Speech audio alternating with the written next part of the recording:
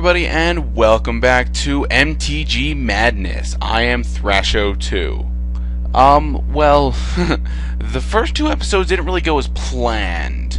They ended up being 45 minutes total. It was one straight shot, but I ended up having to cut it down the middle between the decks, and, well, if you saw the episodes, you know what happened. But I did promise to show you my tokens, so in this small, short little episode, I am going to show you my tokens.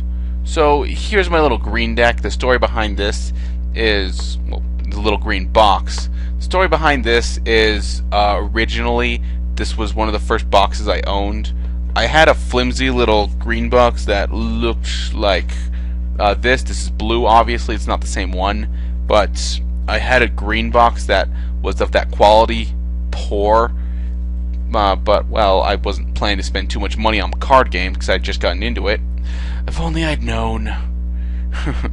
Anyways, I eventually, somewhere near Christmas time, my friend, well, he just out of the blue when we were at Kaboom, bought me this box, and, well, I decided to trade him my old box for it out of sheer kindness, and since, well, my friend didn't have all that much money because, you know, we're college students and poor and everything, I decided just to count that as my Christmas present, or from him. And as my Christmas present to him, I remember he owed me $20, so I just forgave his debt. So why spend $20 when I can just say, you don't owe me anymore, or square, Merry Christmas. Anyways, I had this for a while, and it was a good box. So because my deck was white-green, I had myself white sleeves, well, white mana sleeves, and a green box. But eventually, I got myself the white box with the green sleeves for my red-white deck. For my white-green deck. Why can I never remember the colors on the recording? See, green dragon shields. Oh, dragon shields are, to my knowledge, the best quality shields you can buy. The best quality sleeves you can buy for cards. But there may be better ones out there, but those are my favorites. They stand the test of time. And they can go through playing. Anyways, well, that's the story behind this box. Now let's get to its contents.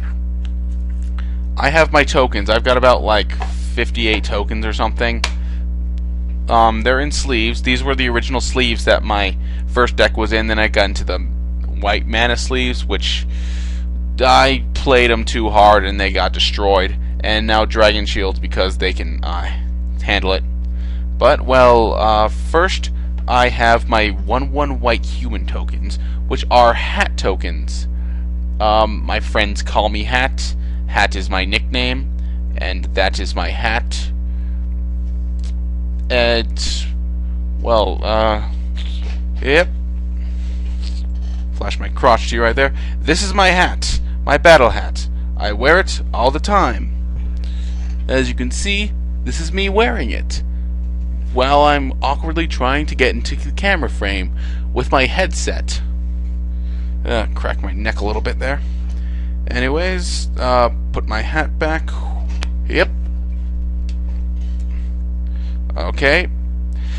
So, I always wear a hat, and, well, that's what my friends call me. I have 1, 2, 3, 4, 5, 6, 7, 8, 9, 10, 11, 12 human tokens. Oh, all of these tokens have real tokens on them, except for my wolves, but, well, we'll get to them later. I only have actual 2 wolves, so I just use lands and stuff. These are my soldier tokens. They are stormtroopers because, well, stormtroopers are soldiers. They are 1/1 white soldier tokens. I only really have them because of Elsbeth, but, well, I need them all the same because I make 3 at a time, and I thought that was funny. It's the best thing I can come up with soldier. For soldier, I've got 1, 2, 3, 4, 5, 6, 7, 8, 9, 10, 11, 12, 13 of these guys. 13 soldier tokens. Now on to my 1/1 white spirits with flying. I made these guys Slimer from Ghostbusters. Yeah, Slimer's a spirit, he's a ghost, so I thought it was appropriate. I couldn't think of anything better, but I think that's the perfect thing. Although my friend did suggest making it a Boo from Mario. Well, he said he was going to make them. I asked if he would be terribly upset if I went ahead and made them for myself, and I would let him borrow them whenever he wanted to use tokens. But he didn't really want me to do that, so I'm going to stick with Slimer. I will respect my friend's wishes. I have 1, 2, 3, 4, 5, 6, 7, 8, 9, 10, 11, 12, 13, 14 Slimer tokens. Now these ones I'm kind of proud of. These are my Tutu Wolf tokens, and I have 3 different varieties. First off is Wolf form of Link from Twilight Princess. Again, you can't see these very well, but there's links in the description to an actual web page with them on them, so you can see them. Yeah, there's Link. Ooh, like I had a conundrum deciding which one of these to actually make, but eventually I came up with this. This was my first one, and all of them were this for a while. Wolf from Star Fox. Unfortunately, when I first made Wolf, I accidentally made him a 1-1 instead of a 2-2, which is incorrect, and thus I couldn't really use him as effectively. Just say, oh, this Wolf's actually a 2-2, even though it says 1-1. I just got tired of saying that, so I eventually reprinted him and decided to make the other 2. And this is Okami Amaterasu. Technically, she's a god, so I think she would be more than a 2-2, but, well, I find it was really good. A lot of people really like this. Either that or they never played the game and they don't get it. But for the people who are fans of Okami, they really like the Amaterasu token. So I've got 9 tokens of these types and 3 of each. Now, this is possibly my favorite proxy. I'm very, very proud of this. Oh, isn't it adorable? Yes, my black 1/1 wolves with Death Touch. They're a cute little puppy. Oh, I was so stumped when I first got Garuk because I was thinking, oh, I need to make black wolves with Death Touch now, but I used all of my good ideas on the 2/2 green wolves. So what to do? I made the puppy because, well, it's funny because of the Death Touch, and it will distract my opponents because it's so adorable. Yes, I am going to do that. I'm weird to my friends. Let's see, I've got 4, 5, 6, 7, 8, 10, 9, 10. I have 10 of these. Yeah, I screwed up the numbers there. So that is my 5 varieties of tokens. Yeah, kind of the idea of these guys is, at Kaboom, I once saw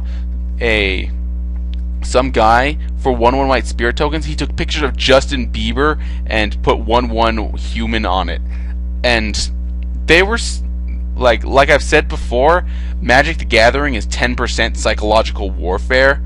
Those things were so effective as psychological warfare, they affected the game that I was playing with the guy next to me.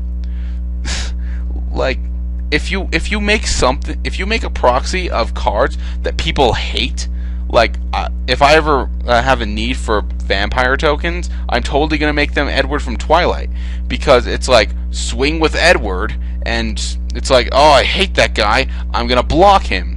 But, well, it would have been a better idea to let it go through and just take a little bit of damage. It doesn't make people think right if they're distracted by the cards. That's kind of most of the reason, other than just plain hilarity and standing out. It's kind of most of the reason I made my proxies in the first place. So those are my tokens. These were some of the first things that I proxied. Actually, these were the first things that I proxied. The very first things that I proxied were my hat tokens, and it just kind of exploded from there. Some of my things, I couldn't really think of any good ideas, so they just remained the normal card. But some things, I was forced to make proxies because I didn't actually have the cards, and they came out relatively well. and others I just thought it was a great idea and hilarious, so I made them. And well, with others I couldn't think of a good thing, and I got suggestions. Like, I was suggested the O-Ring, I was suggested Curse of the Stalked Prey, I was suggested my Mountain Dews. A lot of these were suggestions. I think Slimer was a suggestion as well. So I did not make these all on my own. I had help. So if you're watching this and you actually helped him with tokens, then thank you. And if you're watching this and you have an idea for something you saw in a previous episode of MTG Madness, for like my white deck or my green deck, or my white deck, white green deck, or my red deck, then leave me a comment and I will tell you why I like or do not like that idea. Because I'm very, very strict with my tokens. Unless I find it absolutely hilarious and it's completely obvious, like if you have to think a little bit for the joke, or if I don't get it immediately, then that idea is completely out. It has to be completely obvious and completely hilarious. I want to be able to just play Curse the Stalked Prey. It's like, haha, it's Tom and Jerry. It's funny because Jerry's always being stalked by Tom, and he's cursed for all eternity. It's very sad if you think about it. And then I make my opponent sad, and while they're sad, I brimstone volley them. That's how my game works. I mean, I'm a good player without my psychological warfare, but I just like to make people laugh. That's why I do LPs. That's why I'm doing this. Well, this is more informative and catering to my MTG loving fans. Anyways, that is the end of this episode, and perhaps the end of MTG Madness. I forgot the name for it. I may make another episode sometime in the future, but, well, don't count on it anytime soon. If I have something really good I want to talk about, then I'll do it, but, well, I just wanted to get my thoughts on my game out there. So, well, this is me, Thrasho2, saying be cool, save often, and don't do anything I wouldn't.